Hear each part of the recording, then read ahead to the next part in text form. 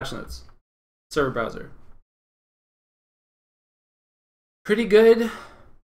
It needs passwords. It needs saved configs.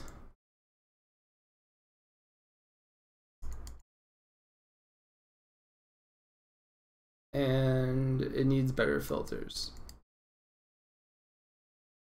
Like it has filters already, but it needs better ones. I like the concept. I don't like so much the execution, I guess. I don't really know why. Like, it's hard for me to be like, I'm excited for it because it's going to make the game a lot cooler and it's going to like open up the door to a lot of new things. But I'd rather them have like some way for you to like make community servers, not just in the server browser. Like the server browser is cool because like you can make custom games, but you have to like keep making custom games.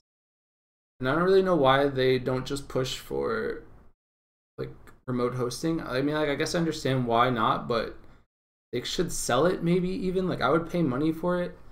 Like have a server that I just could have up all the time and people could just like play on it and just have a different rule set whenever I just felt like it. As opposed to having to go into the game, make a server, load up all the settings, create the lobby, get everyone in the lobby, start the game from the lobby. Like, the execution's good and the concept is good, but I think it would do a lot better if I could have like a custom game that was constantly up and didn't require the lobby or whatever. Like a month, yeah, like I would pay a monthly fee for a server if I could. Capture the Rooster, Overwatch's most popular brawl. See, I don't believe this because I refuse to believe that it got more players than Junkenstein's Revenge. We don't want that excitement to end, so we're bringing Capture the Flag to the arcade. Starting today, we're adding Capture the Flag versions of all of the Koth maps.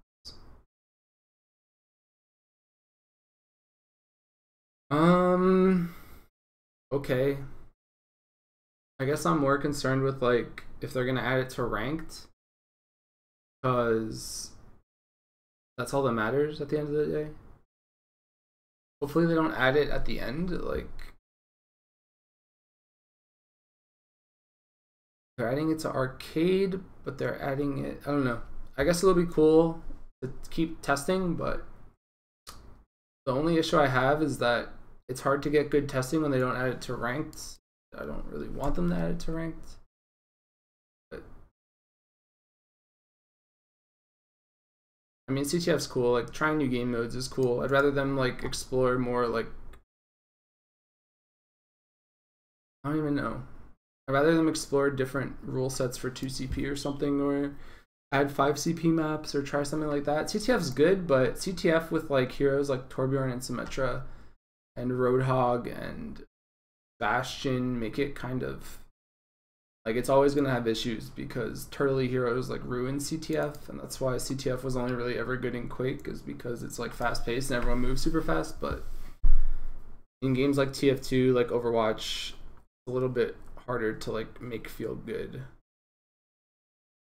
I don't know. I mean, I'm excited that they're exploring it. I just hope that it like doesn't become like a ranked match too soon in like any time frame. Hero updates. Okay, this is where it gets good, I guess. Anna, new hero option, nano boost sensitivity. Allows players to adjust nano boost targeting sensitivity. I don't know that this actually fixes the boost steal problem. Honestly, I was thinking about like how to fix this. I don't even know if they can fix it. Like, you need to make it so that it has like a prioritization and Lucio's never at the top of it. So like it needs to like scan your mouse and say like, are you moused over a Lucio and a 76? And then like generally just give it to the 76. Like even if the Lucio is closer to you, because that's when this breaks. I don't think that this breaks because of the sensitivity. I think it breaks because like some clown Lucio on your team just jumps in front of your crosshair. Like that's generally what happens. This might fix like half the cases where you boost the O on accident, but I don't know that it'll fix all of them. But this is definitely good for like those times where there's like 10 people on your screen or 5 people on your screen, and then you can like pinpoint out the Reinhardt and you don't have to like worry about it like accidentally hitting 76 or something.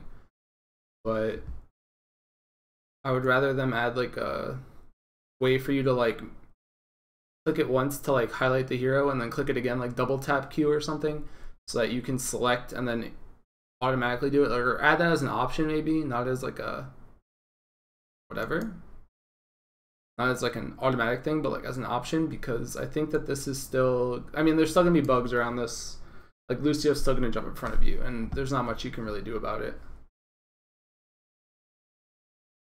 Configuration Sentry on Bastion. Deploy time decreased, that's huge. Bullet spread increased. Bullet spread is always at maximum. Okay. Magazine increased. Headshot damage has been removed. No longer deals crits. I don't know what the difference is between this and that. So it can't crit. It's faster into turret form, and that's it. They didn't even up the damage or anything. So Sentry mode's not super affected. I mean, you can't kill squishy heroes anymore. So this might make like, I guess the question is like, if you reflect the bullets, do they do headshot damage? I guess not. So maybe Genji is like worse against Bastion now because he has damage resist, right? Does he have damage resist? Did they like leave that out? I thought he had damage resistance in this form. Am I not reading this correctly? I thought there was like a thing where he had, oh, he has a new passive. Okay, so he has 35% damage resistance, and he can't take headshots from his own bullets, I assume. So if Genji reflects damages, or Genji reflects bullets back at a Bastion, it's not gonna kill him fast anymore, because it won't headshot. So he might suck now, like Genji might suck now against Bastion, where he was like probably one of the better counters before. So that's interesting. Also 30% damage resistance is like equivalent to like 1 less shuriken hitting. So Genji might not work anymore. Not that that really matters, because you wouldn't really be running Bastion for Genji. So I'm not sure if it's good. I don't know. Forget Genji for a second. I don't know that this fixes his problems though. Like his problems are generally that he gets hooked and he gets sleep darted. If he gets hooked and he gets sleep darted, he still dies. So like he might be better against shields now and stuff, but is he really that much better? The bullet spread decrease on recon form is huge, and like the increasing magazine size, whatever, like he does more damage, and the self repair is cool, but I guess like I'm more questioning like, do you actually ditch 76 for this hero now? I don't know that you do, because he's still immobile and he's still gonna get hooked, and he's arguably worse against Roadhog now. But he's better against Reinhardt, but Roadhog's good against Reinhardt anyway. I don't know, theory crafting wise, he might be good, but I feel like he's like a worse 76, and like he doesn't fulfill the role. I mean, his ult is good though. That's like the only thing that I'm worried about, is like his ult is just great. Like he doesn't have bonus armor, but he has tank, but you don't get the bonus armor. So his ult got nerfed, and then like slightly, like it got super nerfed because the bonus armor was really big. But he takes less damage while in ult. So like if you nano boosted a Bastion now, it has like 50% or 35% plus 50% because it's multiplicative. So it'd be like 135 and then 50% more. So like he'd be at, I don't know, another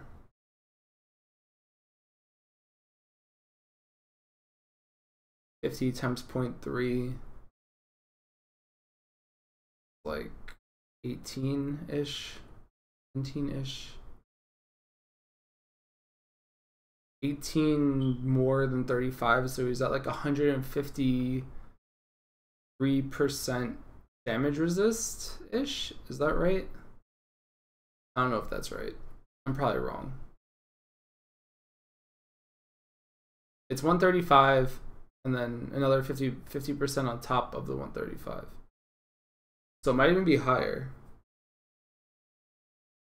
I'm just thinking of like effective HP now. I don't know. I just feel like nano boosted ulted Bastion is like never gonna die and it's just gonna mow you down. But maybe that's okay. I don't know. He might be a super good nano target.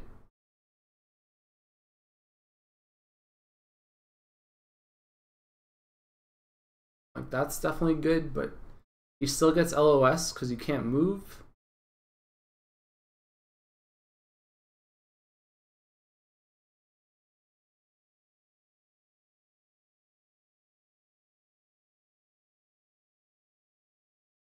I mean, I guess you could do the mental math, right?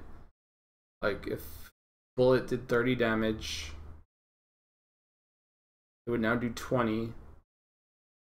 And then that bullet would now do 10. You would get like you would just get screwed by like you actually couldn't kill him now as like a Sombra or something. It's like he has armor, it's like his whole body is armor now. It's like better than armor though. It's like he might, I don't know. This is weird. It's just weird. He's definitely tankier. He's gonna be harder to kill, but you still get hooked and you still get sleep darted, and as long as he gets hooked and sleep darted, he still dies. So he's good, but he's still immobile to an extent. So I can't really say that he's gonna be picked a lot, but definitely like has a place now in some form because they buffed like everything. And he wasn't like unpickable before. But he's not gonna like insta-gib a Tracer anymore because you can't headshot her. So she might be able to get Pulse Bomb off better, but whatever. Defense Matrix. Projectiles like Roadhog's Chain Hook or Tracer's Pulse Bomb no longer need to travel a minimum distance before they can be blocked. Previously, there was a minimum distance projectile had to travel before it could be destroyed by Defense Matrix. This made it nearly worthless when an enemy was right next to your teammate, such as Roadhog hooks your ally. This change removes that restriction, so Defense Matrix should now reliably destroy projectiles, regardless of how far they traveled. I mean, this is a buff, but I don't think that this matters. Like, I don't think you're gonna pick D.Va to counter Roadhog. And I don't think you're gonna pick D.Va to counter Zarya much. Like D.Va countered Zarya, but it wasn't because like you weren't picking D.Va to counter Zarya. Like you were picking D.Va to counter 76. So like Zarya was just kind of like adversely affected. Like the synergy, or like the not the synergy, like the counter between like the D.Va and the Zarya, where like the D.Va could eat the Graviton, but the Zarya would just farm ult off the D.Va, where like it was like this beneficial matchup for both heroes, or like it had strengths for both heroes. I think the D.Va part of it was only because of 76 and the fact that she was so tanky and built your Ana ult so fast, and like all these different reasons why she's good. But I don't think you're gonna pick her to counter Roadhog, because that makes no sense. So I mean, this is a change. I don't know if I'm a fan of it, but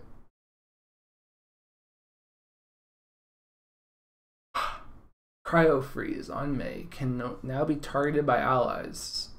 Mei can now be targeted by allies. Does that mean you can use abilities on her? But you can GA to her now, which is like, I don't know, whatever, if you're a Mercy player. Can you bubble her with Zarya while she's in Cryo Freeze? Can you I guess you can nano boost her in Cryo Freeze now? So, I mean, it's a buff. I don't know how useful it is. I guess we'll have to see. I mean, it's a big change to her in terms of like being able to get stuff out of it, right? Like if you get Ana nuked, you can bubble it off now. If like someone pulse bombs your ice block, and then you bubble the Mei while she's about to come out, and then they can't do anything. I don't know. There's like a lot of weird interactions that could be good here, but I'm not really sure if this is like game changing. It's just, I guess, a quality of life thing. While performing, all right, Mercy. While performing a resurrection, Mercy now becomes temporarily invulnerable with the allies being revived. Zenyatta can no longer be targeted when Transcendence is active. Quality of life. Targeting sensitivity. I never really felt like I was flying to the wrong spot. I mean, it's just quality of life. Same thing, quality of life. The temporary invuln is good. I mean, it's definitely a step in the right direction, but I don't know if this is enough to get her picked. Like, at least now when you res, you can like, if you alright, so like in those situations where you res because you were gonna die, she's infinitely better because now you won't die. But if you res in the situation where, and I guess in the situation where like 5 people are dead and you swoop in for the res, you're also better. She still suffers from like her same problem of like being too easy to kill, but now res will be way more effective. So I mean, she might be pickable now in some forms, because you can also use it to like dodge abilities. Like if a teammate dies, like say your Reinhardt Earth Shatters your 76 or something, and he dies, and then like, this is like completely hypothetical, but a High Noon's going off somewhere else and you know you're gonna die from it, or a Junkrat tire is about to hit you, or Tracer just stuck you with a pulse bomb after your 76 died, you can like dodge the High Noon and you can dodge the pulse bomb with the res. So like, it definitely leaves an opening for some pretty good plays. It's just obviously not consistent, but she's definitely a lot better, and there's definitely a lot more options for her to counterplay and save. Like, one-man reses might be worth it now because you can save yourself. I mean, that's pretty good, I guess. I don't know if you heal during this. I mean, you get temporary invulnerability, but do you heal? So I'm not sure. It doesn't say. Assuming you can heal. But whatever. Hack sensitivity allows players to adjust targeting, whatever, quality of life. Same thing with Widowmaker. Same thing with Zarya. Same thing with Zenyatta. Okay, so they just added sensitivity. I don't know why they want it adjusted. Like, I feel like you should never want it to be anywhere worse than anything. Like, why would you want it ever to be not sensitive? I don't know. That's like my question as far as that. But I mean, I get really mad when I use Widowmaker and I put my grapple somewhere and it just pulls me in like some other direction that I wasn't even aiming at. That's pretty infuriating, so I definitely understand why they would need to do that.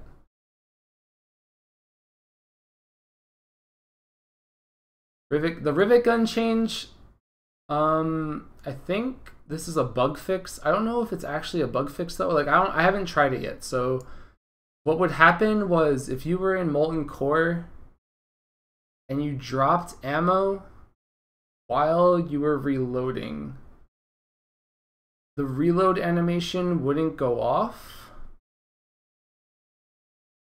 and then you wouldn't be able to shoot. Or like, you would be able to shoot if you waited the duration of the reload animation, but the reload animation wouldn't be happening, so you wouldn't think to wait for it. So this is a bug fix, I think. Fix that. The icon wall change is actually really good. Second gate no longer closes after the payload passes through the castle doors. Instead, a roll from the damaged door partially blocks the entrance.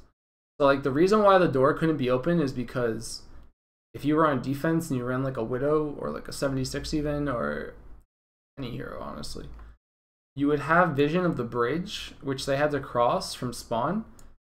Like, you could spawn camp really easily and like make some really dumb plays around the bridge, like just by abusing the fact that you have line of sight to their spawn.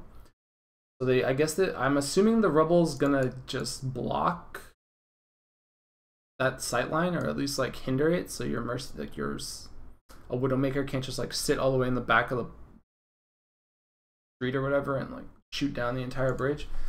So this is cool, I guess. I mean, it should help offense win the map more. Bug fixes. Session issue preventing key bindings, whatever.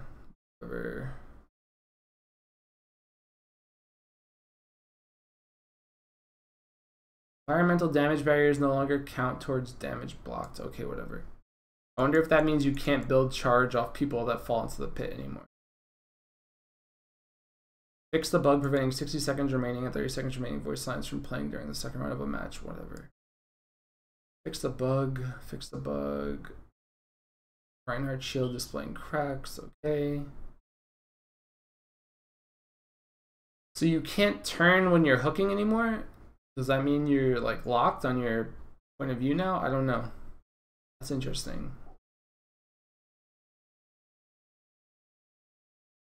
Alright, I mean that's the patch, unless you guys have questions.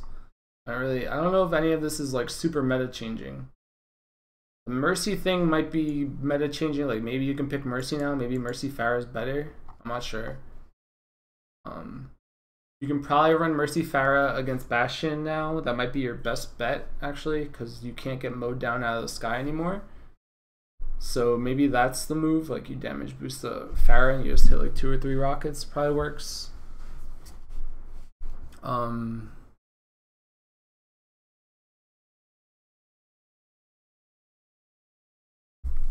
don't know. The Bastion thing is interesting. Damage boosted Bastion might be really good. What? The D.Va thing can win you games sometimes. I mean, there's like situations where you should switch to D.Va, and like if you know the enemy team's running like Hanzo Zarya, for example, and now you can like always eat a Graviton, or like you can always try to eat a Graviton or always try to eat a Dragon Strike. I think one of the easiest ways to beat Hanzo is like, or to beat the Hanzo Zarya combo is just to like chase those Hanzo around. But now it's like a lot easier obviously to eat Dragon Strikes. So that's good. I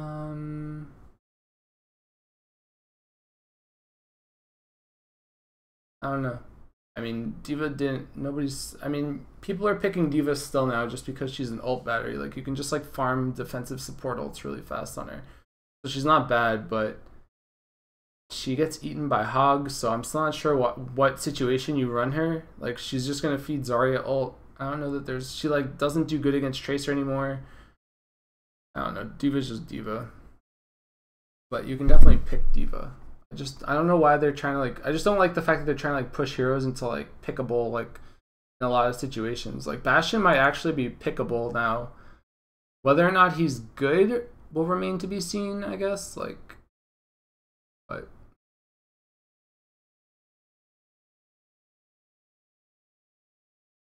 I don't know, it's just bizarre to me that like they gave him like better spread than 76, arguably.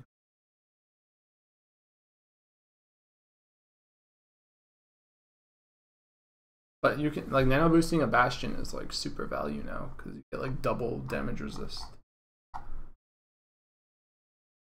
yeah, that's all I have. I mean, I don't know how much any of this impacts the meta.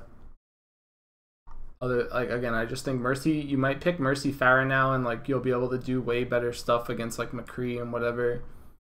And like solo resing will be better because you can save yourself by solo resing. So like if you're gonna die, your 1-man res is technically a 2-man res now because you saved yourself. Like say you get pulse bomb and then you res to like just accept your fate. Now you like saved yourself and the person that died, so it's better. No more boostios. I'm just not sold on like how much more Bastion's gonna get picked. Like it's a huge buff, but I still don't know that he's better than Roadhog. I don't know, that's my take on these patch notes. I just want to see more updates to the competitive, or not to the competitive, to the server browser, to be honest, because I'd rather start making custom games that are like really good rather than anything else.